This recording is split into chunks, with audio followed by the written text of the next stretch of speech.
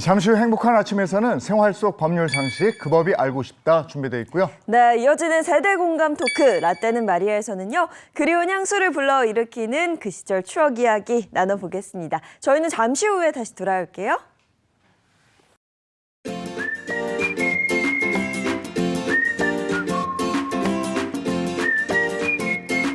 안녕하십니까. 행복한 아침 이재용입니다. 안녕하세요, 정예인입니다. 새로운 한 주가 시작됐습니다. 오늘은 8월 26일 월요일이고요.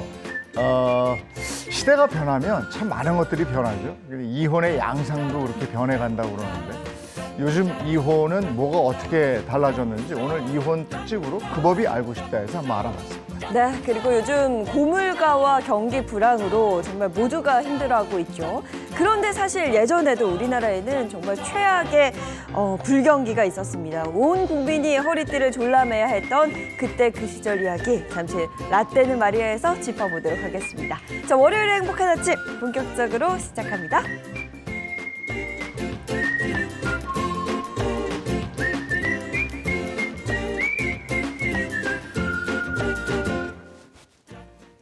화제 이슈를 발빠르게 전해드리는 모닝 브리핑부터 시작하겠습니다. 강성신 변호사와 함께합니다. 어서 오세요. 안녕하세요. 안녕하세요. 네, 첫 번째 이슈부터 전해주시죠. 네, 지난 22일 부천의 한 호텔에서 발생한 화재 사고로 인해서 7명의 사망자와 12명의 부상자가 발생을 하였는데요. 어제 사망자 중 1명의 첫 발인식이 눈물 속에서 치러졌습니다. 네, 정말 가슴 아픈 일입니다. 자세히 좀 전해주시죠. 네, 어제 부천 호텔 화재 사고의 희생자 7명 가운데 20대 여성 김모 씨의 발인식이 처음으로 엄수가 되었습니다. 김 씨는 화재 발생 직후 가족에게 마지막으로 11초 동안 전화를 걸어 다급한 상황을 전했는데요. 장례식 하지 말고 내가 쓴 일기랑 그런 거 다 버려. 5분 뒤면 진짜 숨 못 쉴 것 같아 라는 말을 전한 것으로 알려져 더욱 안타까움을 자아냈습니다. 유족의 요청으로 발인식은 가족들만 참석한 가운데 비공개로 진행이 되었습니다. 그런가 하면 화재 당시에 긴박했던 119 녹취록이 공개됐다면서요? 네, 그렇습니다. 화재 신고 녹취록에 따르면요. 최초 신고는 지난 22일 오후 7시 39분 20초. 그러니까 불이 난 지 약 2분 만에 접수가 되었습니다. 신고자는 불이 났다며 호텔 이름을 알려줬는데요. 하지만 119 신고 접수 요원은 이후로도 9번 더 숙박업소가 어디인지 물었고 출동 지령은 그 뒤에 내려졌습니다. 접수 요원은 출동 지령을 내리고도 2차례 더 호텔 이름을 되물었는데요. 119 요원이 신고자에게 대피하라며 대피 여부를 물었지만 신고자는 결국 외마디 탄식만 반복하다가 전화가 끊겼습니다. 호텔 복도가 83초 만에 연기로 가득 찬 상황에서 전화 통화를 이어가기 어려웠던 걸로 보이는데요. 한편 경찰은 810호 객실 에어컨에서 발생한 스파크가 객실 소파나 침대로 옮겨부터 불이 난 것으로 보고 호텔의 안전관리나 대응이 미흡했는지 집중 조사할 계획입니다. 참 또 한 번의 안타까운 참사인데요. 그 단계마다 저기서 제대로 대응했다면 이런 참사까지는 아니었을 텐데 하는 생각이 들어서 참 안타까운 부분이 많습니다. 자, 다음 이슈 전해주시죠. 네, 최근 줍줍 형상으로 불리는 무순위 청약이 화제가 되었죠. 무순위 청약이란 앞선 1, 2차 청약에서 미달하는 등 잔여 물량의 청약을 다시 받는 제도인데요. 이 무순위 청약이 지나친 과열 양상을 빚자 정부가 또다시 제도 개편을 준비한다는 소식입니다. 네, 무순위 청약, 당첨만 되면 수억 원의 시세 차익을 볼 수 있다는 기대감에 로또 청약이다 이렇게 불리기도 했잖아요. 그렇습니다. 최근 경기도 화성시 동탄역 롯데캐슬의 무순위 청약 사건이 대표적이었는데요. 전용 면적 84제곱미터의 가구가 2017년 첫 분양가로 공급돼 10억 원의 시세 차익이 기대되자 당시 29만 대 1이라는 역대 최고 경쟁률을 세웠습니다. 한국부동산원 청약홈의 마비 사태까지 일으킬 정도였는데요. 또 지난해 동작구 흑석자의 무순위 2가구 모집엔 93만 4천여 명의 신청자가 몰리기도 하였습니다. 모두가 일단 넣고 보자, 로또란다 이런 기분으로 넣은 건데 그래서 이게 문제가 되는 거군요. 그렇습니다. 사실 약 3년 전에도 로또 청약 광풍이 불었었는데요. 그러자 정부는 2021년 5월 해당 지역에 거주하는 무주택자로 무순위 청약 자격을 제한했습니다. 그러나 이후 부동산 시장이 얼어붙고 미분양 우려가 커지자 지난해 2월 사는 지역과 주택수와 관계없이 누구나 청약할 수 있도록 무순위 청약 요건의 규제가 대폭 완화되었는데요. 하지만 이번 동탄 청약 이후 현행 무순위 청약이 무주택자의 주거 안정이라는 청약 제도의 취지와 맞지 않는다라는 비판이 일자 국토교통부 관계자는 현재 무순위 청약 요건을 다시 강화하는 방향으로 제도 개선을 검토 중이라고 밝혔습니다. 네, 이거 뭐 로또 청약이다 이렇게 말씀을 드렸는데 저희가 앞서 전해드렸던 그 동탄역의 롯데캐슬 무순위 청약 같은 경우에는 294만 대 1. 그러니까 이게 정말 와 이게 아마도 이게 294대 1이 20 아니고 294만 대 1이에요? 맞습니다. 그러니까 뭐 역대 최고의 경쟁률을 기록했다. 뭐 이런 얘기 전해드린 만큼 이게 정말 막 일단 넣고 보자 그 말씀도 맞는 것 같아요. 이게 이제 네. 몇 년 전에 우리 부동산 시장 과열돼가지고 다들 뭐 걱정하고 이게 또 되풀이되나 해서 걱정이고요. 네. 청약 넣을 때는 자격이나 또 뒤에 자금 계획 같은 거 꼼꼼히 수립한 다음에 해야 되는데 일단 넣고 보자는 아닌 것 같아요. 자, 다음 이슈 전해주시죠. 무면허 운전으로 3번이나 적발이 된 60대 남성이 또다시 무면허 운전을 하다가 적발이 되었는데요. 그런데 법원에 선처를 호소하면서 이번에는 소핑계를 대서 논란이 일고 있습니다. 아니 한 번도 아니고요. 이미 3번이나 적발이 됐는데 또 무면허로 운전을 했다는 거죠. 이게 어떻게 된 일일까요? 네, 이 60대 남성 A씨는요. 지난 2022년 무면허 운전죄 등으로 징역 1년 4개월에 집행유예 2년을 선고받고 그해 9월 판결을 확정받았는데요. 집행유예 기간 중인 올해 4월에 또다시 차를 몰다가 적발이 됐습니다. A씨는 강원 원주시의 한 아파트 주차장에서 시내 모처를 경유해 약 2km를 무면허로 화물차를 몰다가 붙잡혔다고 합니다. 안 걸리겠지. 내가 요만큼 가는데 안 걸리겠지 이러고 하신 것 같은데. 근데 황당한 게 재판부에서 뭐 소 때문에 소 핑계를 댔다는 건 무슨 얘기입니까? 네, A씨는 영장 집행 전 집행부 그 재판부에다가 이혼 후 혼자 소를 키운다는 내용으로 선처를 호소했다라고 합니다. 자신이 구속되면 소는 누가 키우냐는 것인데요. 하지만 재판부는 선처하지 않았습니다. 재판부는 A씨가 무면허 운전으로 3번 처벌받은 데에다가 무면허 운전 중 교통사고를 낸 전과도 있는 상태에서 재범한 것을 주목했고요. A씨에게 징역 4개월을 선고하고 법정에서 구속을 했습니다. 한편 A씨는 재판 선고 후 법원에 항소장을 낸 상태입니다. 반복적인 거잖아요. 네. 반복적으로 법을 어겼는데 이게 선처를 호소한다고 이게 되나? 이게 엄격해져야지 이런 거는. 예. 자, 다음 이슈 전해주시죠. 네, 결혼한 부부 중에는 서로 남매라는 소리를 들을 정도로 닮은 분들이 있죠. 네. 혹시 두 MC분들도 주변에서 배우자와 닮았다라는 말씀 들어보셨나요? 가끔 그런 얘기 듣죠. 그리고 이 댁도 많이 닮았어요. 저는 정말 자주 들어요. 네, 부부는 이렇게 살아가면서 닮아간다라는 말 많이 들어보셨을 텐데요.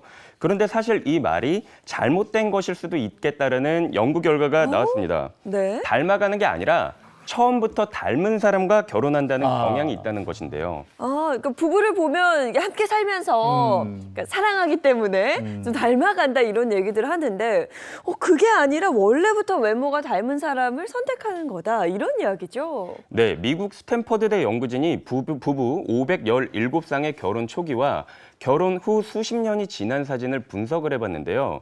놀랍게도 결혼 초기에 부부의 얼굴이 더 닮았다라는 연구 결과가 나왔습니다. 그러니까 부부가 시간이 갈수록 닮아간다는 기존의 가설이 틀린 것으로 나타난 겁니다. 연구에 따르면 우리는 본능적으로 나와 적당히 닮은 사람에게 끌리는 경향이 있으며 너무 닮지도 않고 너무 다르지도 않은 딱 22% 정도 비슷한 얼굴이 가장 매력적으로 느껴진다고 합니다. 그러면 부부의 정서적인 부분은 어떻습니까? 감정이나 성격 이런 것도 닮습니까? 네, 정서적으로는 시간이 지나면서 더 닮아가는 경향이 있다고 합니다. 미 노스웨스턴대 연구진은 평균 22개월 이상 교제한 연인들 60쌍을 대상으로 조사를 했는데 시간이 지날수록 두 사람의 감정 반응이 점점 더 비슷해지는 걸 확인했다고 합니다. 재밌는 점은 둘 중에서 더 영향력이 큰 사람, 소위 말해서 기가 더 센 사람의 정서에 맞춰가는 경향이 있다고 합니다. 어찌 보면 한쪽이 눈치를 보며 비위를 맞추는 것 아니냐는 의문이 들 수 있지만 네. 정서적인 유사성이 높아진 커플일수록 관계 만족도가 높아지고 장수 커플이 될 수 있다는 분석입니다. 아니 지금 언뜻 들어보니까 살려고 굴복하는 건가 싶기도 하고. 근데 그게 아니라고 하니까요. 아니, 네. 맞춰간다는 얘기 있잖아요. 네. 근데 애초에 처음부터 비슷하게 닮은 사람들이 결혼해서 정서까지 맞춰간다, 닮아간다. 닮아간다. 네. 그래서 부부군요. 알겠습니다. 오늘 모닝 브리핑 여기까지 하겠습니다. 강성신 변호사와 함께했습니다. 고맙습니다. 고맙습니다.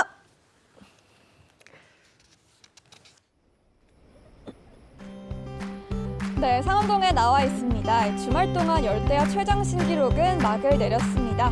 34일 연속 이어진 후 밤더위가 주춤했는데요. 하지만 또다시 하루 만에 열대야가 나타났습니다. 아침까지 충청과 호남에는 안개가 짙겠습니다. 가시거리 200m 밑으로 떨어져 있으니까요. 출근길 조심해서 이동하셔야겠습니다. 네, 한낮 무더위는 당분간 여전하겠습니다. 다만 강원도 곳곳은 폭염특보가 해제됐고요. 그 밖의 지역도 경보에서 주의보로 단계가 낮아지고 있습니다. 자세한 지역별 낮 기온 살펴봅니다. 서울은 오늘 31도까지 오르겠고요. 광주와 대구 등 33도 선 보이는 곳이 많겠습니다. 오늘 전국 곳곳에 소나기가 내립니다. 양은 5에서 40mm가 되겠고요. 돌풍과 벼락을 동반하며 요란하게 오겠습니다. 네, 서울 등 중서부는 오전 한때 미세먼지가 심합니다. 어제 잔류한 먼지가 대기 정체로 축적됐기 때문인데요. 일부 서해안은 먼지와 안개가 뒤엉키며 시야가 답답하겠습니다. 지금까지 날씨 전해드렸습니다.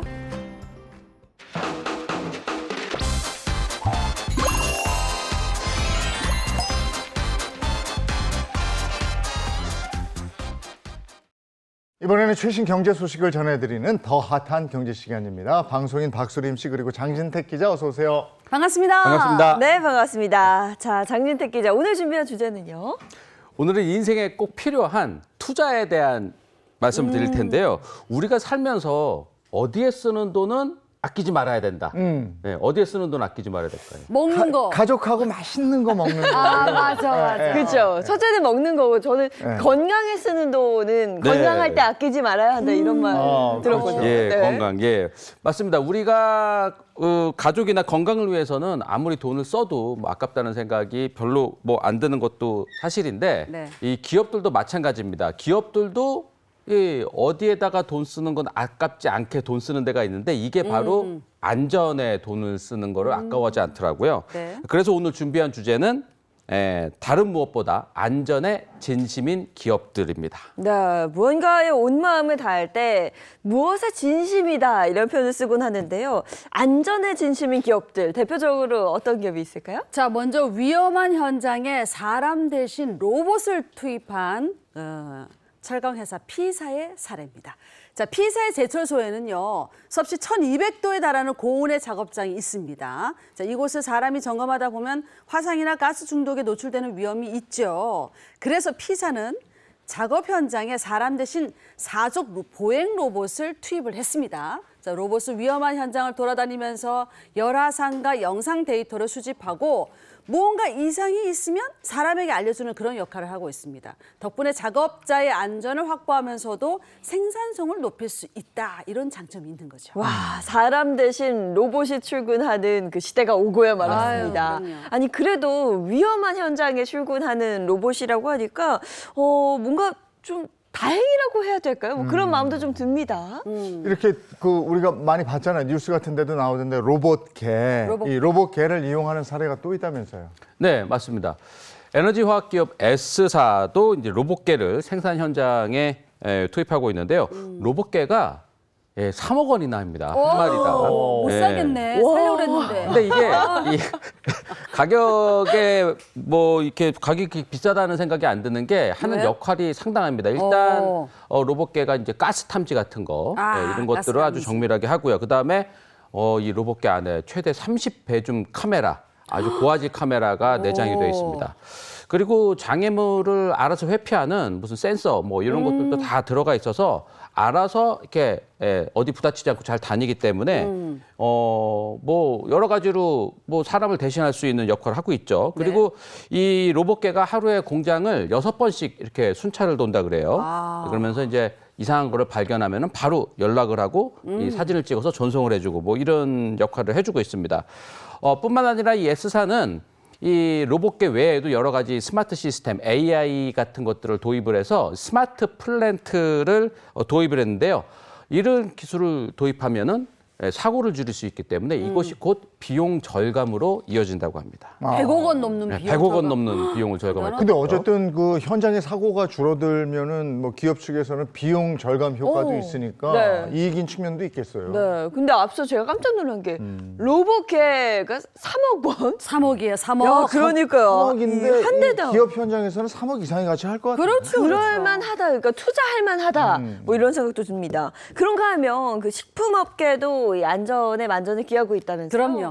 우리에게 가장 중요한 건 먹거리 안전 아니겠습니까? 그래서 유통기업 엘사는요, 여름철 식품 안전을 강화하기 위해서 매장에서 판매되는 즉석 섭취 식품의 유통기한을 크게 단축했습니다.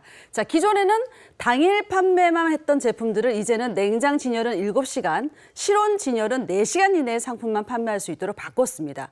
그러니까 식품이 변질될 가능성을 확 줄인 거죠. 그리고 밥도둑이에요. 게장, 또 회, 김밥 같은 식품들은 여름철에 특히 더 상하기 쉽잖아요. 그래서 이 식품들은 불시에 수거하고 검사하는 방법을 통해서 한층 더 깐깐하게 관리하는 방식을 적용했다고 합니다. 그리고 위생 관리를 강화한 곳은 식품업체 C사, C사도 예외가 아닌데요. C사는 제품 개발부터 유통까지 전 과정에서 발생할 수 있는 품질 문제를 예방하기 위해서 식품 안전 통합 시스템을 구축했습니다. 이 시스템이 우리나라뿐만 아니라 뭐 미국, 중국, 일본 같은 해외에서도 동일하게 적용이 되기 때문에 글로벌 시장에서도 똑같은 품질을 유지할 수 있다고 하는데요. 이처럼 기업들은 고객의 안전을 최우선으로 생각을 하면서 철저한 관리를 통해 끊임없이 노력을 하고 있습니다. 네, 이제는 안전까지 첨단 기술이 책임지는 그런 시대가 됐습니다. 자, 오늘 경제 소식은 여기까지 하고요. 이번엔 우리 주변에서 일어나는 사건, 사고를 법의 관점으로 풀어보겠습니다. 그 법이 알고 싶다.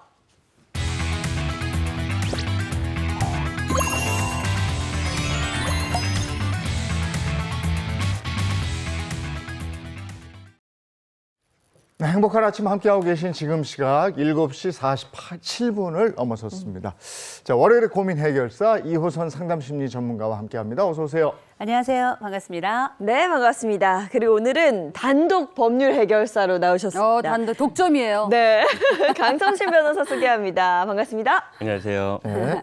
자, 이호선 교수님 오늘 준비한 주제부터 공개를 좀 해주시죠. 네, 오늘 함께 살펴볼 주제는 두 가지 관련된 이야기인데 이 주제가 서로 상반돼 있습니다. 우선 먼저 화면으로 함께 하시죠. 자, 첫 번째 주제입니다. 이혼해주고 싶지 않아요. 않아요. 또 하나, 제발 이혼 좀 해줘. 아. 이 두 가지입니다. 이게 두 개의 주제가 정반대네요, 지금. 그럼 같은 부부가 얘기하는 건 아닐 거 아니에요. 그러면 부부 아니야? 또, 좀 마음이 아픈데. 애매하네, 이거. 자, 둘 다 궁금하긴 한데 첫 번째 주제부터 한번 볼까요?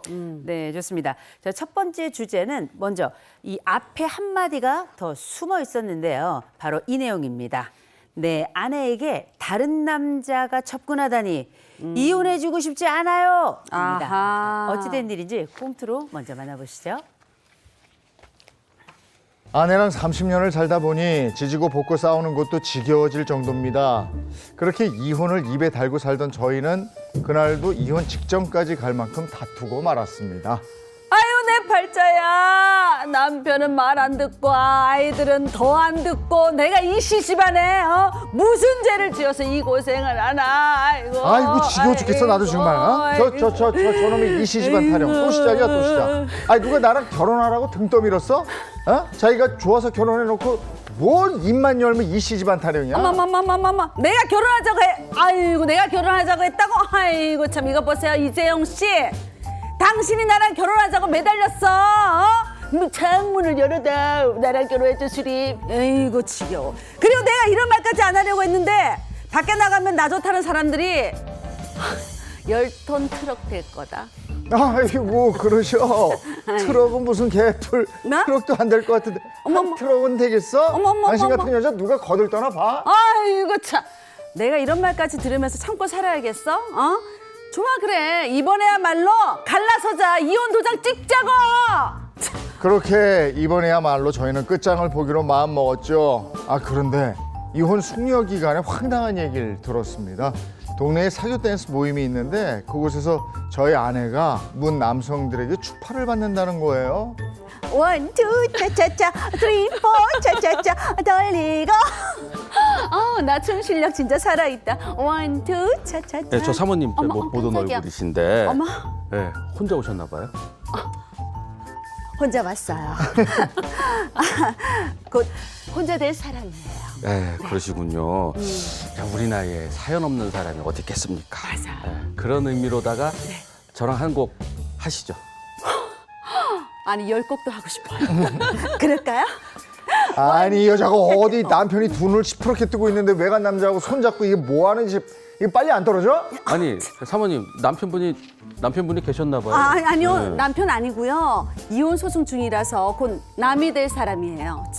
저 영감탱이 왜 여기까지 와서 저래 진짜. 아, 제가 그 보니까 대충 무슨 상황인지 알겠는데, 예, 보아하니까 이 유통기한이 다 되신 남편분이신가 보다. 예, 곰팡이 폈어. 예, 이럴수록 좀 추해지거든요. 그렇죠. 가던 길 가시고 그래, 가시죠. 예, 맞아. 든든하게. 뭐야 이 사람은 진짜 어? 싫어 누가 이혼해 준대? 나 이혼 안 해 취소야 어? 이놈의 영감 정말 어디서 침을 뱉어 침 뱉은 거야? 더럽게 진짜. 짜증나 진짜. 이 여자 없이도 잘 살 줄 알았는데 막상 내 여자 옆에 다른 남자가 있는 꼴을 보니까 속에서 천불이 나더라고요. 이혼하려던 거는 없던 일로 하고 싶은데 다시 전으로 되돌릴 수는 없을까요? 아직도 사랑하는 건가요? 그런 건가요? 그러니까 평생 싸우기만 할 때는 몰랐는데 그렇죠. 막상 내 아내 옆에 다른 남자가 있는 걸 보니까 이게 천불이 난다라고 표현을 했거든요. 맞아. 그러니까 그거 절대 못 보겠다는 거예요, 이게. 그러게 이게 구체적으로 어떻게 된 겁니까? 네, 자세히 말씀드릴 텐데 저희도 상담하다 보면 정말 이런 사례들이 꽤 많아서 곤욕스러울 때가 있습니다. 30년간 산 아내하고 함께 합의하에 이혼 서류를 제출을 하고 난 다음에 숙려 기간을 거치고 있던 한 남편이 있었는데 이 이혼에 동의할 때만 해도 남편이 속이 후련했었단 말입니다. 그런데 숙려 기간 중에 남편에게 이 아내에게 웬 남자가 접근한다는 사실을 알게 됐고요. 그때부터 상황이 180도 달라지게 된 겁니다. 이 돌싱이라는 남자가 아내에게 매일 선물을 하면서 어머머머. 애정 공세를 펼치기 어머머머. 시작했고요. 아내도 그런 것이 왠지 싫지 않은 듯이 은근히 즐기는 분위기였단 그렇죠. 말입니다. 예, 이 장면을 본 남편 마음이 좀 어땠다고 하는지 좀 궁금하긴 한데 뭐 저라면 좀 약간 좀 싱숭생숭하고 막 네. 좀 약간 예전에 그 연애하던 느낌도 다시 생각나고 막 이랬을 것 같긴 한데. 저희 남편의 마음을 물어봤더니 일명 맴짓. 마음이 찢어지는 것 같더라. 또 일부 또 약간의 질투도 좀 올라오는 그런 감정을 경험하면서 아 나는 아직 내 아내하고 이혼할 준비가 돼 있지 않구나 이런 생각을 스스로 이제 하게 되었고요. 김 씨는 이때부터 다시 이혼을 없던 일로 되돌리고 싶었던 겁니다. 그래서 이 아내에게 다른 남자가 접근해 오는 거를 일괄 막고 싶었던 마음이죠. 불이 타올랐던 겁니다. 그러길래 이게 있을 때 잘하지. 아유, 그 낙장불입 이런 얘기 있잖아요. 일단 이혼 서류를 냈잖아요. 같이 냈는데 배우자 중 한 명이 마음 바뀐다고 해서 이게 없던 일로 될까 싶어요. 결론부터 말씀드리면 아직 기회가 있습니다. 그래요? 그 예전에 우리 그 배우 신구 선생님 명대사 있잖아요. 그 뭐 사주에 뵙겠습니다. 네. 뵙겠습니다. 그게 이 우리가 많이 들었었던 그 사주가 바로 이혼 숙려 기간인데요. 이런 일이 생길까봐 우리 법원은 정말 헤어질 것인지 이 선택을 후회하진 않을지 이런 고민하는 이혼 숙려 기간의 제도를 두고 있거든요. 이 기간은요 미성년 자녀가 있는 경우에는 3개월 그리고 미성년 자녀가 없는 경우에는 4주 즉 1개월이라는 시간이 주어져요. 만약 이 기간 동안 어느 한 상대방이 일방이 하고 싶지 않은 거예요. 나는 협의 이혼으로서는 이혼을 원하지 않는다. 난 이혼 안 하겠다라고 하면은 그냥 이 4주 이후에 판사 앞에 가가지고 저는 이혼하지 않겠습니다. 네, 라고 얘기해가지고 본인이 신청했었던 거를 그냥 철회하면 되는 겁니다. 그리고 배우자와 다시 이제 관계를 나는 회복하고 싶다라고 해서 자기의 의사를 표명을 하면은 그로써 이제 철회가 되는 거고 그러니까 배우자 중 이제 한쪽만이라도 마음이 바뀌면은 협의 이혼이라는 개념 자체는 성립이 되지 않아요. 그렇기 때문에 남편한테 아직 기회가 있는 거죠. 오늘 일단 서류를 내면 끝이라고 알고 있었는데 그렇죠. 그 이혼 숙려 기간에는 마음이 변할 경우 이걸 원점으로 돌릴 수 있다는 얘기예요. 근데 남편분은 30년 동안 아내하고 살면서 계속 싸웠는데 그 잠깐 한 달 떨어져 있었다고 네. 아내의 소중함을 알게 되고 질투도 느끼고 그렇잖아요. 근데 상담을 하다 보면 종종 이런 경우가 있나요? 글쎄요, 그 한 달 떨어져 있었다고 뭐 소중함 이런 거는 잘 모르겠고 질투가 좀 들어가지 않았을까 이런 생각이 질투가 드는데 온 거예요, 막. 실제로 네. 상담 사건에서 이런 건 있긴 했어요. 정말 그 두 사람이 이혼 의사의 합의가 분명히 있었단 말입니다. 네. 그래서 우리는 협의혼 하자라고 했는데 아까 그 말씀드린 그 숙련 기간 동안에 네. 이제 동영상 자료 같은 거를 이제 보여주거든요. 네. 뭐라고 하는데 이 경우에는 이제 미성년 자녀가 있었어요. 그 영상 자료를 보고 나서 이 아이한테는 양친이 다 필요하겠구나라는 걸 느낀 거예요. 그래. 그리고 집에 갔더니 막 나는 엄마랑 두 밤 자고 뭐 내일은 아빠랑 두 밤 잘 거야 막 이런 얘기를 들으면서 마음이 변한 거죠. 예, 그런 사연입니다. 아, 네. 그런데 이렇게 이 남편처럼 이혼하기 싫다라는 거를 이제 판사 앞에 가서 얘기를 하려면은 어쨌든 4주 기다려야 되잖아요. 근데 4주 동안 다른 남자가 아내한테 계속 접근해 오는 게 되게 신경 쓰일 거란 말이에요. 맞아요. 이 사람을 접근하지 못하게 법적으로 이렇게 뭐 법적으로 이렇게 딱 좀 이렇게 매둘 막는. 수 있는 방법 네. 없어요? 아니, 접근을 하신 분이 그렇게 물어보시면 접근했잖아, 당신이. 일단 원, 투, 차차차, 쓰리, 포, 차차차. 사실 이렇게 뭐 차차차 하면서 오시는 분을 강제로 막을 방법은 없죠. 직접적으로 막을 방법은 없는데 아직은 이혼이 되지 않은 상태란 말이죠. 그 숙려 기간 중이잖아요. 그러니까 이 차차차로 다가오는 이 남성을 상대로 나 불법행위로 위자료 청구할 거야 당신한테 소송으로서. 그래서 당신은 상간남이잖아 이런 식으로 상간남을 대상으로 한 소송을 할 거라는 좀 암시를 함으로써 이들의 관계를 조금 멀리 떨어뜨려 놓을 수 있는 방법이 간접적으로나마 있지 않을까 이런 생각이 들고 그 다음에 이제 이혼 숙려 기간이 이제 끝나는 시간이 다가오지 않습니까? 그러니까 재판부 앞에 나는 진짜 다시 이 가정을 회복하고자 한다라는 어떤 그런 진심 어린 의사를 표현하고 그리고 정말 이제 회복이 되면 이 차차차는 이제 더 이상은 허용이 안 되니까. 그 이혼이 된 게 아니에요. 이혼 숙려 기간이기 때문에 이 기간에는 이혼을 했다라고 보기가 어렵거든요. 그러니까 혼인을 유지하고 있는 상태라는 건데 이 기간 중에 다른 이성을 만나는 건 이건 좀 문제가 될 것 같긴 합니다. 네, 이 최종적으로 이혼 신고가 되기 전까지는 이 숙련 기간이라고 해도 법적으로는 엄연히 부부입니다. 따라서 이 기간 내에 나는 이제 거의 다 왔으니까 마음껏 바람 피워도 되겠다, 불륜행위 저질러도 되겠다라고 생각하면은 오산이세요. 네. 그래서 이 기간 내에 다른 이성과 교제를 하는 건 부정행위에 해당을 하고 상대방이 위자료를 청구할 수가 있습니다. 그 실제로 법원에 예가 있었는데요. 숙려 기간 동안의 부정행위는 혼인관계 유지를 방해하고 부부간의 신뢰를 훼손하는 행위로 판시한 바가 있고요. 유책 배우자의 이혼 청구는 기각하고 유책 사유가 없는 배우자 측의 이혼 청구와 위자료 청구를 인정한 판례도 있었습니다. 따라서 이혼 숙려 기간에도 유책 사유를 만들지 않도록 주의하셔야 되고요. 한편 이 숙려 기간 동안 이성을 만났는데 반대로 기각이 된 경우가 있어요. 위자료 청구가 이제 기각이 된 경우가 있었는데 이런 겁니다. 그 신고 자체는 늦었지만 이전에 그냥 오랫동안 별거를 했었고 이 외도 사실이 있었다라는 것도 알고 있었고 그런 부분을 다 용인을 했었던 사실이었던 거예요. 네. 그래서 이런 뭐 사유나 아니면은 어느 한쪽 배우자의 유책성이 명백했었던 겁니다. 뭐 폭행이 있었다라든지 뭐 이런 어떤 뭐 폭언이 있었다라든지 이런 유책성이 명백했었던 경우에 사실상 이 혼인이 이미 파탄이 되었다라고 보는 거예요. 이미 파탄이 되었기 때문에 이 신고 여부와 상관없이 파탄 이후의 부정행위는 우리가 생각했을 때는 서류상으로는 부부니까 그렇죠. 이거는 부정행위가 아니지 않아? 라고 했는데 실질적으로 파탄이 되고 난 이후에 소위 얘기하는 불륜행위는 위자료 청구를 이제 인정하지 않는 그런 사례도 있었습니다. 근데 어쨌든 늘 옆에 있을 때는 그 소중함을 몰랐다가 떨어져 있을 때 그 소중함을 느끼는 경우가 있거든요. 네. 근데 이혼 숙려 기간 4주간이라고 그러셨잖아요. 그 기간 동안에 둘 다 그런 느낌이면 좋은데 어느 한쪽만 그런 느낌이고 맞아. 어느 한쪽은 계속해서 지긋지긋하다는 맞아. 이것도 이게 또 그런 것 같아요. 자, 다음 주제로 가겠습니다. 네, 다음 주제입니다. 우리가 뭐 이혼 조정 기간이 한 한 달 정도고 숙려 기간 한 3개월 정도 되는데요. 이 기간 말고도 굉장히 이혼과 관련된 사건은 많습니다. 자, 두 번째 주제는 이혼을 간절히 원하는 또 남편의 사례입니다. 자, 우리가 어떻게 부부야? 제발 이혼 좀 해주라! 입니다. 자, 이것 역시 꽁트로 알아보시죠. 네, 처음엔 저의 잘못이었습니다. 참 말하기도 부끄럽지만 아내를 두고 다른 여자를 사랑하게 된 거죠. 차차차 연결이. 네. 이 사실을 알게 된 아내는 불같이 화를 냈고 저희 부부에게도 이제 끝이 다가오고 있다는 것을 느꼈습니다. 당신 어떻게 바람을 피울 수가 있어?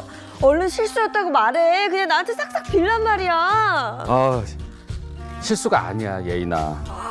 나 너 말고 사랑하는 사람이 생겼다. 그러니까 우리 그냥 깔끔하게 이혼하자. 네. 너도 나같이 나쁜 놈 말고 좋은 사람 만나. 어떡해. 이 나쁜 남자. 내가 누구 좋으라고 이혼을 해줘? 그리고 당신 그렇게 가면 우리 애는 어쩌고? 애는 뭐 알아서 그냥 크는 줄 아나 본데? 원하는 게 그래서 뭐야? 뭐 돈이야?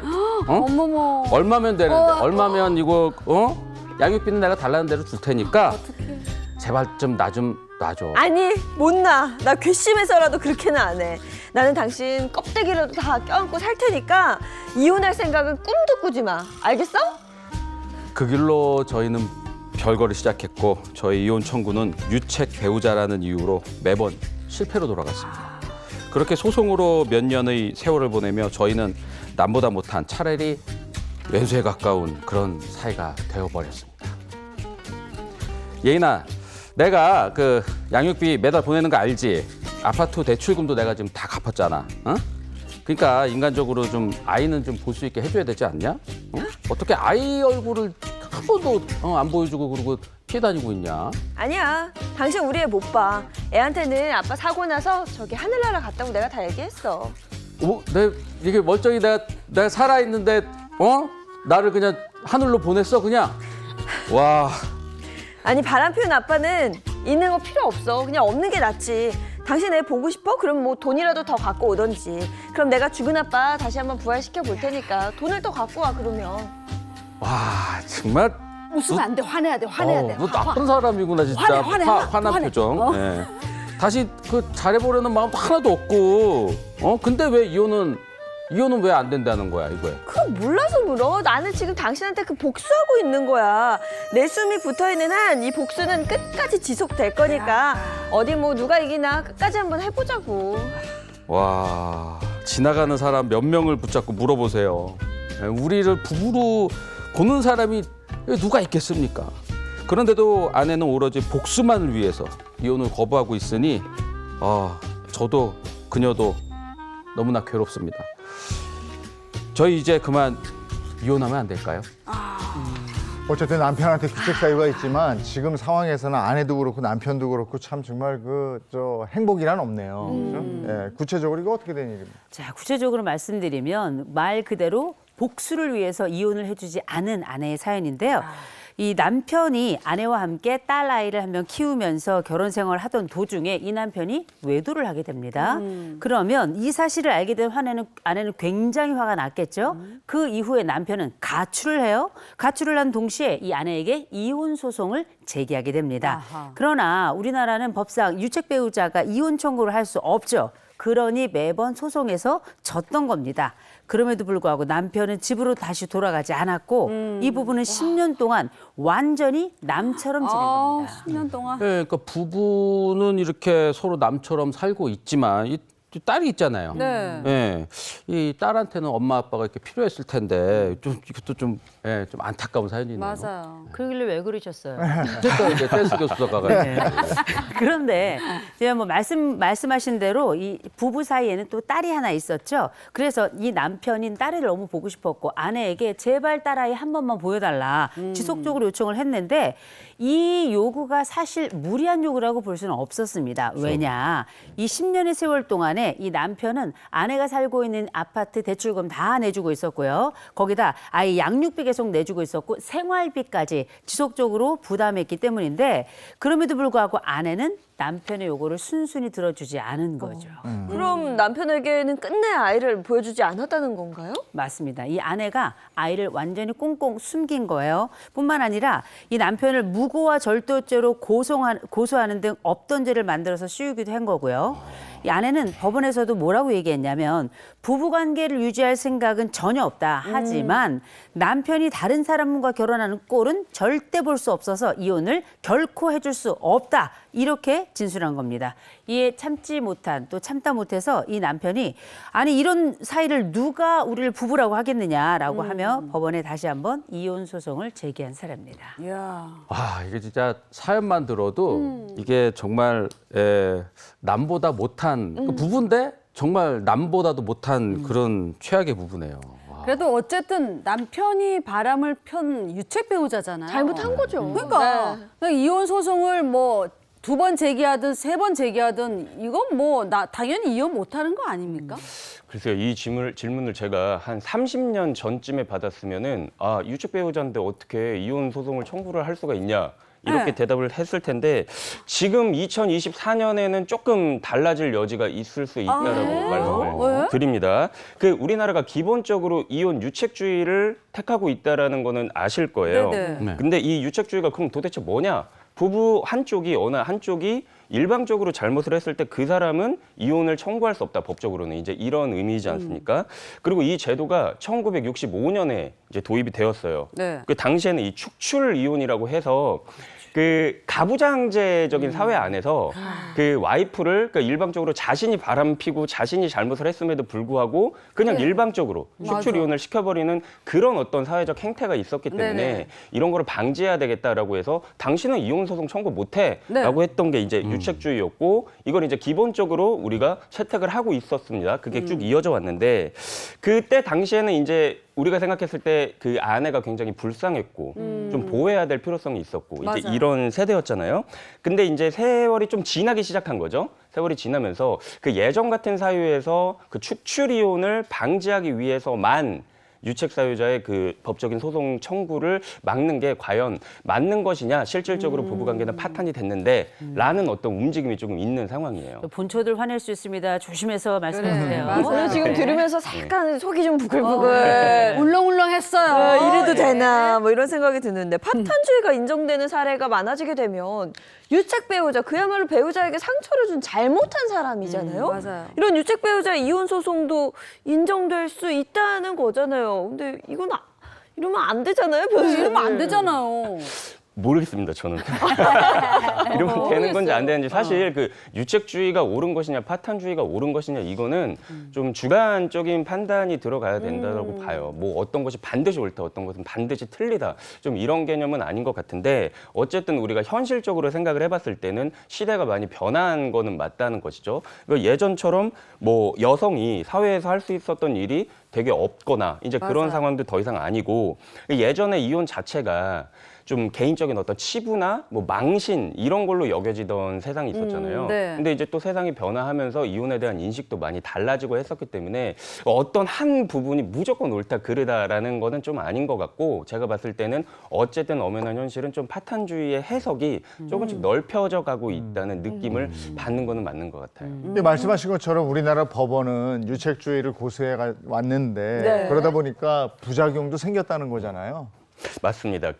어쨌든 이 사연에서 보시면 나는 부부 뭐 사이를 유지하고자 하는 마음이 전혀 없어. 내가 부부 사이를 유지하고자 하는 마음이 없는데 그러면은 이혼을 왜 거부하는 걸까요? 이거는 어떻게 보면 보복적 감정이나 오기에서 비롯한 것일 수도 있다라는 것이죠. 네. 사실 우리가 부부라고 한다면 법적으로도 우리가 부부끼리 지켜야 될 어떤 정조 의무라든지 뭐 동거 의무라든지 뭐 가사를 같이 부양해야 될 의무라든지 맞아요. 그런 것들이 있는데 나는 그런 건 전혀 상관이 없어. 그럼 왜 도대체 안 된다는 거야? 보기 싫으니까. 바람 보기 폈으니까. 싫어서. 근데 그런 게 과연 뭐 선생님도 계시지만 부부로서의 어떤 그런 실체가 인정이 될 것이냐라는 부분이거든요. 실제 어떤 사례가 있었냐면 제가 겪었던 사례인데 네. 남성분이 바람을 피웠습니다. 네. 거의 바람을 피웠어요. 그래서 1심 소송에서 졌어요. 2심에서 졌어요. 대법원에서 졌어요. 네. 그렇게 해서 7년에서 10년이 소요가 됩니다. 이 남성분이 대법원에서 최종 이제 선고가 나고 나 다음에 다시 다른 사유로 이혼 소송을 청구해요. 그리고 이 근 10년 동안 네. 이 부부는 전혀 연락이 없었습니다. 근데 남편이 나가버렸거든요. 그래서 다른 사유로 소송을 청구하면서 네. 우리 부부는 더 이상 혼인으로서의 실체가 전혀 없다. 부부 관계가 파탄된 것이다. 라고 해서 그 사건에서는 남성분이 이겼어요. 인용이 와. 그래요? 사유가 있었어요. 승리네. 아니 그러면 지금 그 사연으로 다시 돌아가 보면 이 사건 같은 경우도 이 사연도 이혼이 인정될 수 있다는 거 아니에요? 있을 수도 있겠네요. 네, 이 사연과 비슷한 사건의 판례가 2021년에 있었습니다. 이 사건의 아내가 그 바람 피운 남편이 집을 나가버리자 이제 일방적으로 집을 잠궈버린 거예요. 집 문을 이제 잠궈버리고 남편한테 열쇠를 주지 않고 어머. 남편이 이제 먼저 집으로 들어와야만 뭐 이혼 소송이건 뭐건 내가 얘기를 해보겠다라고 이제 하는 겁니다. 그리고 이 사건에서도 1, 2심에서는 역시 남편의 청구가 받아들여지지 않았어요. 유책 배우자가 유책 어떻게 배우자죠. 그쵸. 이혼 뭐 소송을 청구를 하느냐. 근데 대법원에서 뒤집혔습니다.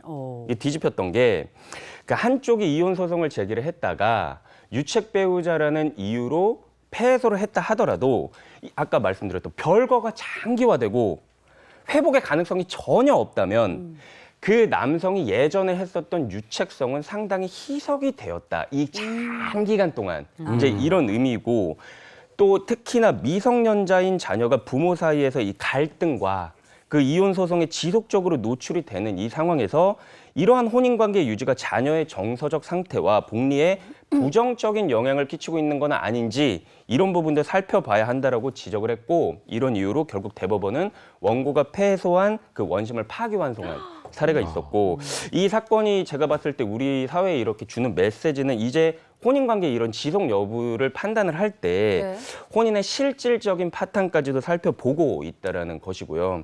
그 부부간의 갈등뿐만 아니라 자녀의 복리까지 이렇게 긴 시간 동안 아빠는 어디 갔는지 보이지 않아. 집을 나가버렸고 이혼 소송 중이래. 맨날 다투고 있어. 아빠는 나타나지 않습니다. 이런 어떤 자의 복리까지 생각을 한다면 이런 부분까지 두루 고려를 해서 좀 신중한 판단을 해야 되는 게 아닌가 이런 움직임이 있는 것 같아요. 그러니까 유책주의는 계속해서 유지되고 있을 때 그 안을 면밀히 들여다봐서 무늬만 부부인지 맞습니다. 그렇죠. 실질적인 부부인지도 따져서 이제 판결을 하는 시대가 됐다. 네. 이런 말씀이시네요. 자, 오늘 그 법이 알고 싶다. 여기까지 하겠습니다. 고맙습니다. 고맙습니다.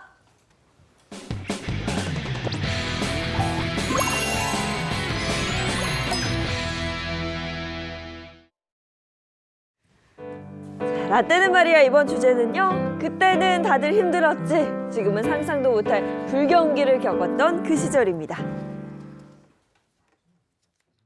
우리 대한민국 아하 우리 조국 아하 영원토록 사랑하리라 우리 대한민국 아하 우리 조국 세대 간의 추억을 공유하는 시간 라떼는 말이야. 오늘은 최악의 불경기를 겪었던 그때 그 시절입니다. 그때 얘기하기 전에 요즘도 이제 경기가 불황이라 네. 여러 가지로 안 좋다 하잖아요. 네, 맞습니다. 그 코로나19 거리두기가 끝나면서 경기가 좀 좋아지는가 했더니 요즘 물가 오르고 살기가 더 팍팍해진 것 같습니다. 특히 그 폐업하는 가게가 그렇게 많이 늘었다고 하더라고요. 아니 코로나 때보다 폐업하는 가게가 더 많이 맞아요. 생긴 것 같아요. 저희 더 동네는 그런 힘들대요. 것 같아요. 여기 상암동 오기 전에 그 조개찜집 예. 큰 집 있었거든요. 맞아요, 맞아요. 되게 맛집이고 학교 사람들 옆에. 굉장히 북적거리는 그 식당도 문 닫았더라고요. 아, 그래요? 문 닫았어. 네. 그러니까 여기저기 가게들이 폐업하는 가게들이 많이 보여요. 네. 그리고 이 예전에 맛집 유명한 맛집이어서 네. 뭐 줄 많이 쓸 거를 이제 그렇게 생각하고서는 딱 갔는데 네. 줄 별로 안 쓰고 그냥 쑥 그래. 들어가고 그래서 정말 불황 아닌가? 여기가 이렇게 사람이 없어? 사람들이 왜 외식을 안 하지? 약간 이런 생각도 좀 하게 돼요. 제가 아는 저보다 한 17살 정도 어린 친구가 얼마 전에 개업을 하고 7개월 만에 다시 폐업을 했어요. 아이고. 장사가 전혀 되지 않아서. 근데 이게 우리가 뭐 사실 체감이다 하지만 실제 이게 사실로 나타나고 있는 게 최근 통계청 조사를 따르자면 자영업자가 6개월 새 감소세를 보이고 있는데 이게 생각해 보면 이번에 폭염 대단하지 않았습니까? 거기다가 다시 또 코로나도 다시 유행하고 있죠. 이런 여러 악재들이 겹치다 보니까 수많은 자영업자들이 지금 정말 최악의 시기를 겪고 그래요. 있다라고 얘기하고 있는 것 같습니다. 네. 네, 정말 모두가 힘을 내야만 하는 힘들어하는 이 상황에 저는 그 한 가지 궁금한 게 사실 과거에도 힘들었던 시절이 있었거든요. 그때는 어떻게 이 불경기를 이겨냈을까요? 기억하실 거예요. 대표적으로 2000년대 이전에 네. 두 번의 아주 큰 불경기가 그렇죠. 있었는데 네. 1970년대에 석유파동이 석유파동. 그거죠. 그때 이제 모두 허리띠를 졸라매고 저축만이 살 길이다 이러면서 사람들이 너너 없이 돈을 아껴서 저축을 하기 시작했고요. 네. 전국적으로 저축 장려 운동이 벌어졌습니다. 그때 1970년대 아마 통장 하나씩 다 가지고 계셨을 겁니다. 다 기억하실 텐데 그때는 또 직장뿐만 아니라 지역별로 저축 조합이 있어가지고 매월 일정액 이상을 저축하도록 했는데 그때 아마 다들 아실 겁니다. 저축 운동이 완전 붐이어가지고요. 저도 9살 때 처음으로 서울에 이사 온 이후에 그 새마을금고에서 처음 통장을 만들었던 기억이 있는데 그때 첫 번째 저금액이 80원이었습니다. 엄청나네요. 저 40원으로 시작했는데. 그때 등장한 표가 매미처럼 후회 말고 개미처럼 저축하자 이거였거든요. 이게 정말 저축 하나로 전국이 하나가 됐던 그 시점이 있었어요. 심지어 또 저축을 위한 노래까지 등장할 정도였어요. 저축 노래 한번 네, 들어보실래요? 노래. 노래 있었죠. 네.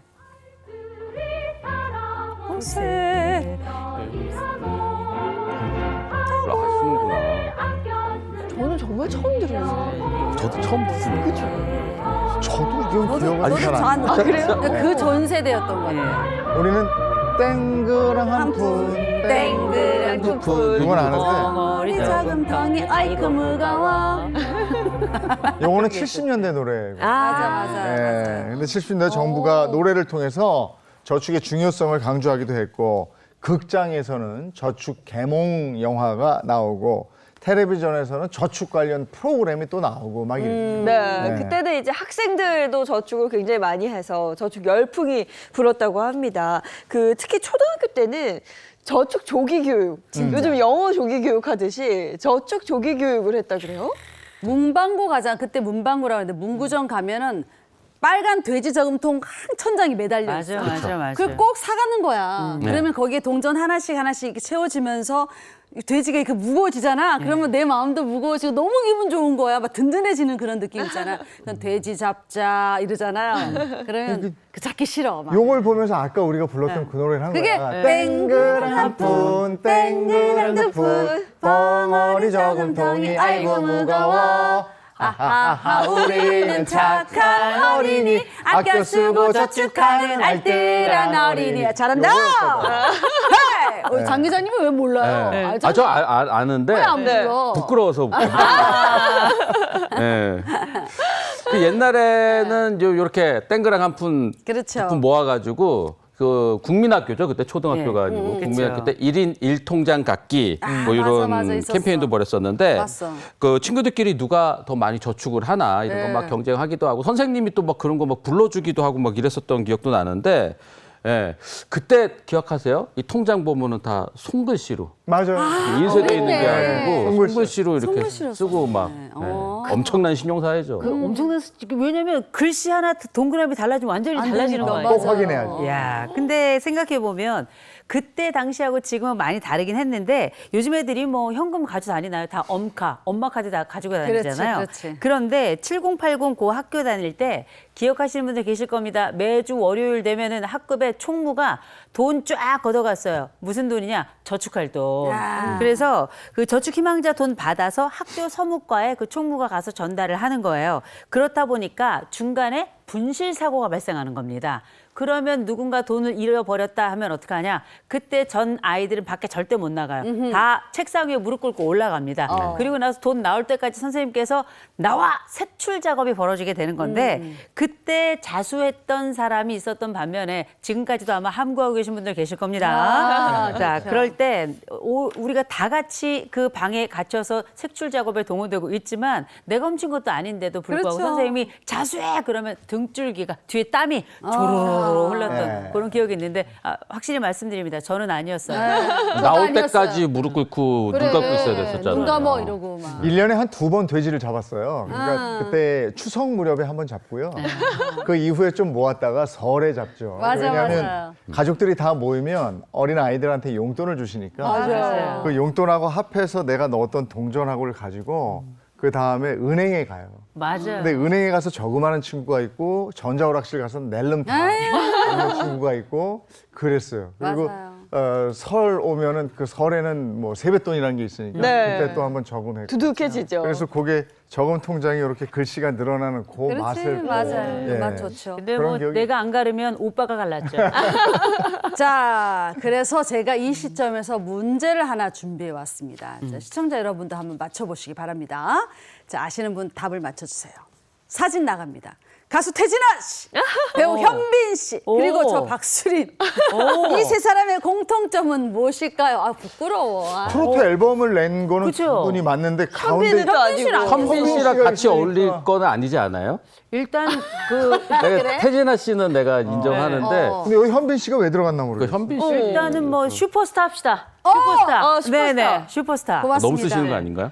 사랑하니까. 아, 예. 정답은 같은 고향 출신. 정답이 뭐예요? 알았어요. 태진아 씨, 현빈 씨, 그리고 저의 공통점 바로 네? 나라에서 뽑은 저축왕이라는 저축왕이에요. 태진아 씨는 1992년도에 국무총리 표창을 받았고요. 배우 현빈 씨는 2013년에 대통령 표창을 받았고, 그리고 저는 2004년에 재정부 경제장관상을 받았어요. 박수 한번. 대단해요. 전민씨하고 장관상을 받았어요. 네, 현빈 씨랑 동급이에요. 동급. 만나보진 네. 않았지만 동급입니다. 수림 씨가 이제 연예계 저축 예찬론자로 유명한데 결혼 전에는 그 수입의 80%를 저축을 했었다 그래요. 좀 저 좀 알려주세요. 저 저축 좀 하게. 옛날 얘기입니다. 다 과거입니다. 근데 그 당시 때 90년 그때는 카드를 잘 쓰지 않았어요. 그러니까 현금을 들고 다녔는데 저는 그 지갑에 현금을 거의 안 넣고 다녔죠. 그러니까 과소비를 하지 않았던 것 같아요. 네. 나한테 필요한 것만 딱. 세탁기도 안 사, 맨손으로 빨래하고 네, 그렇게 알뜰하게 모았던 것 같아요. 그렇다고 제가 짠순이 막 그렇게까지 뭐 아우 지질이 궁상이야 이러진 않았어요. 후배들, 뭐 친구들한테 돈 좀 잘 쓰고 밥 잘 사주는 그런 언니 선배였거든요. 그러니까 제가 꼭 필요한 것만 샀던 네. 것 같아요. 꼭 아니 필요한 것만 요즘에도 돈 뭐 매년 저축의 날 네. 저축 잘하는 분들 뽑아서 상 주고 있는데 예전에는 더 다양하게 상이 많았어요. 네. 예를 들어서 가계부를 잘 쓴 주부에게는 알뜰 주부상을 주기도 했고요. 80년대에는 한 해에 800여 명의 저축 유공자를 뽑아서 나라에서 포상을 하고 그랬습니다. 네. 그러니까 저는 이분들을 뭐 신문 기사라든가 뭐 TV에서 이렇게 보면은 되게 부러웠던 게 그 저축상 받으면은 정말 대단하다라는 걸로 이렇게 막 이렇게 사회적으로 막 북돋아 줬잖아요. 네, 그리고 나라를 위해서 큰 일을 한 애국자 네. 뭐 이런 것까지 있을 때라서 아주 자부심이 좀 대단했고 그래서 이렇게 그냥 기사로 봐도 나도 이런 거 뭐 이런 생각 많이 했었어요. 근데 생각해보면 오죽했으면 이분들을 저축 유공자라고 불렀겠어요. 이제 엄청난 이름을 타이틀을 붙인 건데 그래서 이분들 저축 유공자들을 청와대에 초청을 해가지고 오찬을 한 적도 있는데 네. 그러면 이제 이 오찬 그 저축상 받은 분들이 보통 분들이 아니시잖아요. 그래가지고 이분들에 대한 대접도 좀 남달랐던 것 같은데 이를테면 김영삼 대통령 시절에 저축의 날 수상자들이 오찬을 했는데 보통 청와대 가서 식사를 한다 그러면 사내 진미가 다 나올 거라고 생각하잖아요. 아니야. 이때 메뉴는 칼국수. 칼국수. 칼국수.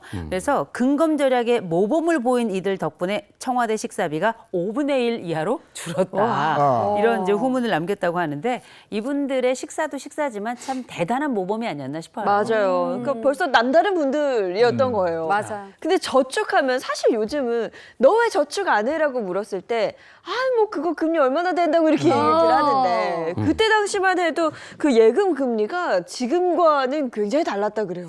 80년대 은행 갔는데 정기예금 금리가 연 15% 그렇게 되잖아요. 그러면 야 15%밖에 안 돼. 아유 그 정도였어요. 왜냐하면 그때가 80년대는 보통 은행 예금 금리가 20%에 육박했거든요.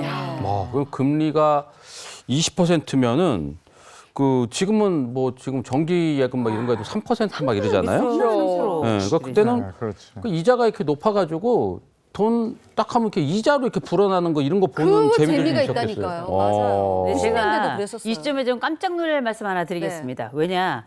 여러분 이때 이 금리 20%대 통장을 아직도 가지고 있는 연예인이 있어요. 누구냐? 송은희 씨입니다. 방송인이 송은희 씨가 1990년대 초반에 들었던 금리 20% 통장을 아직도 가지고 있고요. 그러니까 이제 은행 직원들이 얼마나 해약하라고 얘기를 했겠어요. 그런데 절대 해약을 하지 않고 이걸 그대로 가지고 있어서 아마 지금 매일 눈 뜰 때마다 이 쌓이는 금리 생각만 해도 기분이 좋아질 것 같습니다. 그러네. 근데 이게 유지가 1200이 되고 되는 거 아니에요? 있는 건 아니겠지. 그렇죠. 유지는 안 유지가 되겠죠. 안 그 당시 되고 그 돈이 이제 그대로 그때 있는 그걸 거죠. 가지고 네, 있겠지. 맞아요. 예. 야, 그게 추억으로 가지고 있구나. 대단하네요. 다른 돈이 많은 모양이다. 그래서 돈은희 씨가 아닐까 싶을 정도로. 그렇죠. 지금도 그렇게 많이 한다잖아요.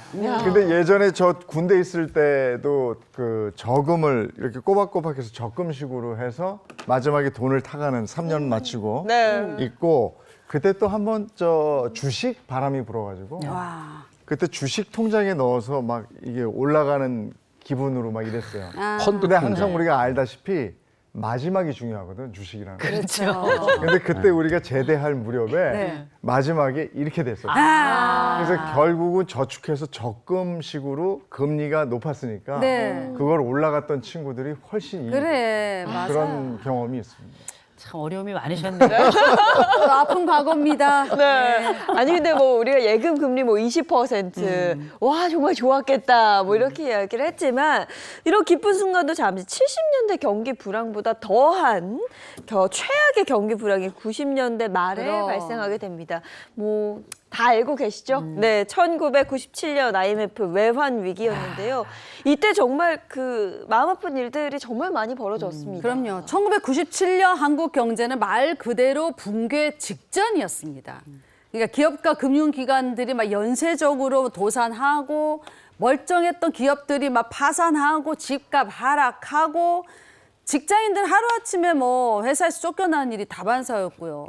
뭐 강퇴당하는 경우도 많았고 그때는 저녁에 뉴스 볼 때마다 나라 망할까 봐 얼마나 마음을 졸였는지 아마 다들 기억하실 거예요. 지금 이 영화가 거기에 관련된 네. 영화잖아요. 그렇죠. 네. 사실 이 IMF 이 외환위기가 어떻게 보면 국가 트라우마거든요. 맞아요. 어마어마한 위기를 겪었던 때인데 그때 우리가 많이 들었던 단어가 뭐냐면 도미노 도산이었어요.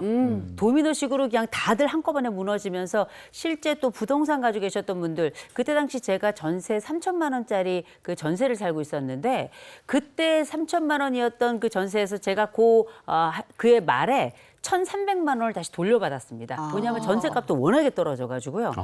그때 그냥 둘 걸. 아유, 그러게. 그냥 뺀 돈은 또 어떻게 다 사라지긴 했는데 그때 당시 뭐 부동산이고 기업이고 할 것 없이 모두가 다 완전히 넋을 놓은 상태일 정도로 어려운 상황이었기 때문에 그때 기억은 아직도 선명합니다. 이 경제라는 게 톱니바퀴처럼 돌아가기 때문에 어느 한 군데서 펑크가 나면 네. 계속해서 연쇄 맞아요. 펑크가 나게 맞아요. 돼 있는 거거든요. 그리고 이게 출산율에도 영향을 미쳐서 그땐 출산을 보류하거나 아니면 내가 너무 어려우니까 그냥 우리끼리 견디면서 살자 그래요. 해서 네. 그때 굉장히 저출산이었대요. 네. 아이를 안 낳겠다는 맞아요. 분위기도 많았고 그랬죠. 사실 지금도 뭐 저출생 문제가 심각하다 이런 얘기 하는데 지금의 이런 사태와도 좀 비슷한 연관이 있는 것 같아요. 네. 그리고 기업뿐만 아니라 은행도 큰 변화가 일어나는데 네. 예, 지금은 사라진 추억의 은행들, 예, 지금 시중은행 당시 이제 시중은행 톱 5로 불렸던 조상제한서.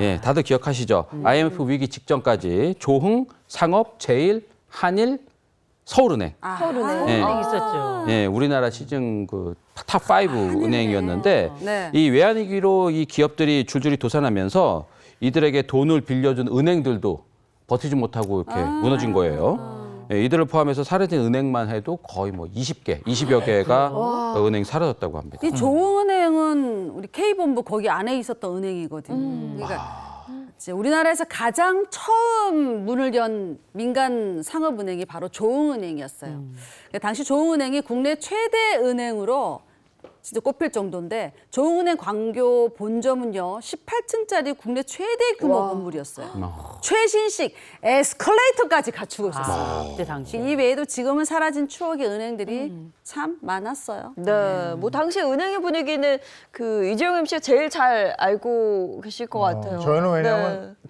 저희 아버지, 할아버지, 아, 또 은행. 외할아버지 전부 은행 출신이거든요. 그렇네, 맞네. 근데 저희 아버지도 그때 이제 이때는 은퇴하셨을 텐데 네네. 다니던 은행이 여기 안에 들어있는 5대 시중은행 중에 하나였어요. 하나였구나. 근데 그게 문을 닫고 어허. 다른 은행의 이름으로 바뀐 채로 이제 네. 됐어요. 그러니까 본인이 평생을 다녔던 그 은행이 없어지는 그런 걸 마음이 보면서 막 착잡하셨겠어요. 섭섭해하셨고 그다음에 그때는 그랬잖아요. 은행이만 하면 나라가 망한다. 맞아요. 이랬어요. 맞아요. 맞아요. 그러니까 은행과 나라는 일심동체 하나로 움직이는 거였는데 네. 은행이 망하는 꼴을 우리가 목격한 거 아닙니까? 맞네. 네. 아, 근데 그렇게 어려웠던 시절, 그러니까 1997 IMF 외환위기 이후에는 소비는 나쁜 것이다. 뭐 이러면서 과소비를 비난하는 뭐 그런 일들도 있었다고. 그렇죠. 우리가 위기를 딱 맞으면 사람들은 집단 각성을 하게 되는데요. 이때 전 국민이 다 이 소비와 관련된 각성을 시작하게 됩니다. 네. 그래서 국민들이 나라에 큰일이 생겼다는 걸 실감하게 되면서 위기 극복을 위해서 다 허리띠 졸라매자 이런 분위기가 완전히 확산하게 되고요. 그 결과 무엇이 탄생하게 되는가? 과소비 추방 범국민 운동이 지금부터 시작되게 됩니다. 추방하자. 그래서 경제 위기 속에서 책임감을 느꼈던 우리 국민들이 사치하지 않고 낭비하지 않고 이런 것들이 결국 국가 경제를 어렵게 한 주범이기 때문에 이런 것들을 멈추자. 그리고 이런 행위를 한다면 바로 비난의 대상이 되던 거죠. 1997년 IMF 외환위기가 오기 직전까지의 여의도의 모습은요. 그 여의도에는 방송사와 금융사들이 있잖아요. 많았죠. 개도 10,000원짜리 물고 다닌다고 할 정도로 야. 정말 흥청망청했었습니다. 근데 IMF가 빵 터지고 그 금융권 완전히 뭐 무너졌고요. 이 방송사는 광고로 먹고 살잖아요. 근데 광고가 들어오질 않으니까 기업들이 다 어려웠으니까 그렇죠. 방송사도 마찬가지로 함께 어려워졌던 그런 시절이었고 그러다 보니까 흥청망청하던 그 시절 다 잊고 네. 새로 시작하자라는 분위기. 그래서 외제, 외국 물건 쓰고 뭐 이러는 거 뭐 그러지 말자라는 그런 분위기들이 쭉 있었죠. 그때 오렌지족. 오렌지족은 그거보다 조금 전인데 여기 같이 나왔는데 오렌지족은 사실은 1970년대생. 네. 그렇죠. 1969년, 1970년대생. 네. 요 친구들이 아마 오렌지 세대로 불렸던 세대인데 맞습니다. 어쨌든 그런 그 해외 유학 갔던 친구들 맞아요. 그렇죠. 이 친구들도 외환위기에 달러가 뭐 얼만데 이게 막 다시 돌아왔어요. 돌아왔죠. 네. 그래서 아마 오렌지 세대 얘기가 요때 이제 다시 나왔던 것 같아요. 그러니까 부모 잘 만났다 그러잖아요. 네. 보통 부모 세대가 성취한 그런 부를 바탕으로 태어난 그런 자식들이잖아요. 그러니까 이게 풍요 막 이런 물질적 풍요를 막 누리던 그 사람들이 수입 오렌지족이라고 이렇게 불렀었는데 부의 상징이자 동시에 과소비 아이콘 이랬었거든요. 그러니까 소비를 많이 하는 친구들 주변에서 보잖아요. 그러면 야, 네가 오렌지족이냐? 그러면 나 낑깡족인데 뭐 이런 농담도 하긴 했었는데 좀 부정적인 단어로 그렇게 좀 많이 그렇죠. 쓰이긴 했었어요. 이게 돈 많이 오렌- 쓰는 친구들한테. 오렌지족의 이 친구들이 그 대학 입시에서 약간 마음에 안 드는 대학을 가게 되거나 못 가게 될 경우에 네. 이 친구들이 대거 유학을 갑니다. 아. 근데 그 친구들이 IMF 때 대거 또 돌아와요. 예. 왜냐하면 그 감당이 안 되니까. 맞아요. 그래서 방송 프로그램에 해외 여행 가고 뭐 이런 프로그램들이 있었는데 맞아요. 그런 프로그램도 뭐 해외 사치 이런 거 부추긴다고 그래서 그래. 그런 예능 프로그램들 그런 거 좀 자제해라. 맞아요. 자제가 아니고 이제 그때는 갈 수가 없으니까 그쵸, 상황이. 그냥 프로그램들이 없어졌고 또 해외 여행을 부추기는 듯한 그런 느낌의 것들도 다 사라지고 막 그랬어요.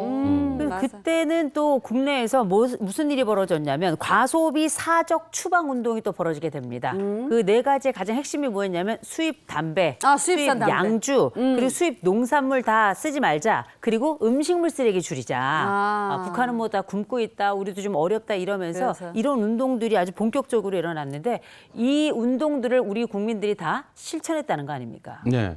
그 수입 담배 추방 운동 이런 거 좀 이렇게 매스컴에서 보고 막 이런 것도 좀 기억이 나네요. 이 경제를 살려보고자 하는 취지였지만 당시에는 이게 수입품을 쓰는 거를 마치 이렇게 좀 죄를 짓는 것 같아요. 네. 그 뭐 제 주변에도 되게 잘 사시는 분이 수입차를 타고 다니는데 수입차 타고 다니면 좀 눈치를 많이 보고 네. 뭐 이런 얘기도 들은 적이 있어요. 그 당시에 그 수입 제품 추방 그 바람이 좀 불었는데 그러면서 동시에 우리 것이 좋은 것이요. 최고요 하면서 이제 신토부리 열풍도 함께 불었다고 합니다. 그렇죠. 신토부리 신토부리야 짠짠짠짠 이 노래 다 기억하실 거예요. 예, 그러니까 자원 빈국인 우리나라에서 이게 뭐 이렇게 경제를 부흥하기에는 한계가 있잖아요. 그래서 국산품 애용 운동, 일명 신토부리 운동이 그때 막 시작이 됐습니다. 이 운동은 우리 땅에서 난 것을 먹고 사용하자 이런 취지로 국산품 애용하자는 그런 캠페인이었는데 당시 이 노래 신토부리 노래가 여기저기서 많이 들렸었어요. 네. 그러니까 우리가 수입품을 쓰고 이러면 우리가 가지고 있는 달러가 밖으로 나가니까 그렇죠. 어떻게 해서든지 달러를 우리 안에 가지고 있어야 이걸 극복하니까 그랬던 거고 네. 네. 또 하나 아나바다 운동이라고 아나바다. 이게 이제 퍼져갔죠. 네. 이 신토부리 운동이 일종의 제2의 물산장려 운동처럼 네. 그렇게 비춰졌다면 또 아나바다 운동 다들 기억하실 겁니다. 아껴 아껴 쓰고 쓰고, 나눠 쓰고 바꿔 쓰고 다시 쓰고 쓰자. 우리가 전 국민이 이걸 다 외울 정도인데 그래서 이 아끼고 절약하는 이런 과정들이 그때 당시 IMF가 때문에 너무나도 어려운 시기를 극복하는데 정말 성공적으로 기여했던 캠페인으로 지금까지도 우리가 알고 있죠. 네. 그런 그때 이제 수입품 중에 장난감이 많았는데 그런 장난감들이 시장에 막 나오고 이러면서 맞아요. 아파트에서 서로 이제 바꿔 쓰고 이런 게 이제 품 됐어요. 그렇죠. 바자회 이런 현장에서 많이 가지고 나오잖아요. 그러면서 우리나라 이때 바자회라는 게 엄청나게 또 유행을 하게 되고요. 실제 저희 또 함께 아나바다 아이들 초등학교 시절에 아나바다 이런 거 할 때는 어떻게 하면 이 좀 효과적으로 할 수 있을지에 대한 여러 머리를 쓰는 규칙들도 애들이 나중에 배우게 되거든요. 근데 이때 뭐 옷가지도 많이 나오고 심지어 왜 집에서 쓰던 놋재기 있죠. 그릇들. 이런 것들도 옛날 저는 많이 봤었는데 좀 사놓을 걸. 그러니까 당시 저는 그 어렸을 때인데 그 아나바다 운동 노래를 너무 달달 외워가지고 아나바다 노래 어떻게 하죠? 뭐 어떻게 노래가 했어요? 있어요? 여러분 들어보셨나요? 아나바다 운동 아시나요? 이 랩이야? 나 이건 모르겠어. 아껴 쓰나요? 바꿔 쓰나요? 오, 모르겠어요. 저는 그거를 너무 많이 듣고 외워서 그렇구나. 그때 이제 요새 되는 학생들이나 그 노래가 네. 노래가 빠르긴 노래가- 빠르네. 우리는 빠르면 못해. 문제가 있구나. 근데 그때요 아나바다 운동 그러니까 IMF가 끝난 후에도 아나바다 운동을 꾸준히 이어가는 곳도 있었다고 합니다. 가장 그 아나바다 운동을 이어가기로 유명한 동네가 바로 인천 남동구입니다. 자, 이 인천 남동구에서 이 시간은 몇 시부터인가? 12시부터 오후 4시까지 진행이 되는데 이 재미있는 건 규칙이 있습니다. 음식 안 돼요. 포장 뜯지 않은 물건 안 돼요. 바로 강퇴합니다. 그렇지. 우리가 나눔의 지향이 지금까지도 이어지고 있다는 거 굉장히 훌륭한 유산이기도 한 것 같아요. 근데 아나바다 운동은 지금 필요할 것 같아요. 네. 자원 낭비를 맞아요. 줄이고 또 환경 오염을 막을 수 있는 아주 좋은 방법 아니겠어요? 네, 아나바다 운동 참 좋죠. 그러면서 네. 뭐 한 푼이라도 좀 아끼자. 그래서 알뜰하게 살림을 꾸리던 주부들이 그 당시에도 굉장히 많았다고 합니다. 치약 잘라가지고 배 갈라가지고 빡빡 긁어 써야 되고 샴푸 다 썼다 물 부어서 흔들어 뒤집어서 또 쓰고. 쓰고. 그래 해야 네. 돼요. 예. 아이고 그때 생각해 보니까 정말 다들 힘들었는데 역시 또 마찬가지로 우리나라는 국난을 극복하는 건 국민이에요. 네, 맞습니다. 옛날부터. 이게 사고를 쳐 그냥. 그러면 국민이 다 수습해. 또 해요. 맞아 하게 돼 있어요. 금도 모으고 막. 수습이 네. 다 되고 나면 국민들은 또 허리띠 졸라매고 아, 안 졸라매는 사람들은 또 떵떵거리고 있고 네. 참 이런 게 반복되는 게 이겨냅시다. 참 아쉽습니다. 네. 자 오늘 또 우리가 이런 어려웠던 시기에 대한 추억을 해봤습니다. 고맙습니다. 고맙습니다. 자, 이어서 오늘 날씨 바로 확인해 보겠습니다. 마지원 기상캐스터 나와주세요. 네, 상암동에 나와 있습니다. 토요일 서울의 밤 최저 기온이 24.9도로 열대야 기준인 25도를 살짝 밑돌았는데요. 어젯밤에는 25.6도로 다시 열대야가 나타났습니다. 이처럼 당분간은 산발적으로 열대야가 발생하겠습니다. 아침까지 충청과 호남에는 안개가 끼겠습니다. 가시거리 200m보다 짧아져 있으니까요. 출근길 조심해서 이동하시기 바랍니다. 네, 8월의 끝자락에도 폭염특보는 계속됩니다. 다만 강원도 곳곳은 폭염특보가 해제됐고요. 중부지방도 폭염경보가 주의보로 완화된 곳이 많습니다. 자세한 지역별 낮 기온도 살펴봅니다. 오늘 서울은 31도가 예상되고요. 광주와 대구 등 33도 선 보이는 곳이 많겠습니다. 오늘 전국 곳곳에 소나기가 내립니다. 양은 5에서 40mm 사이가 되겠고요. 돌풍과 벼락을 동반하며 요란하게 오겠습니다. 네, 서울 등 중서부는 오전 한때 미세먼지가 심합니다. 어제 잔류한 먼지가 대기 정체로 축적됐기 때문인데요. 일부 서해안 지역은 먼지의 안개까지 뒤엉키며 시야가 더 답답하겠습니다. 지금까지 날씨 전해드렸습니다. 이번 주면 8월도 끝나는데 네. 주간 일기예보를 보니까 뭐 한낮에는 30도 다 넘더라고요. 여전히 뭐 폭염특보도 나와 있고 날이 굉장히 덥습니다. 낮 동안에는 굉장히 더운데 거기다 또 소나기까지 내리는 만큼 가방 속 우산도 하나 챙기시고요. 이 날씨에도 적응하셔야겠습니다. 좋은 하루 보내시고요. 저희는 내일 아침 7시 30분에 돌아올게요. 행복한 아침, 행복한 하루 되십시오. 고맙습니다. 고맙습니다. 즐겨봐 너의 세상 플레이 더 넥스트 채널 A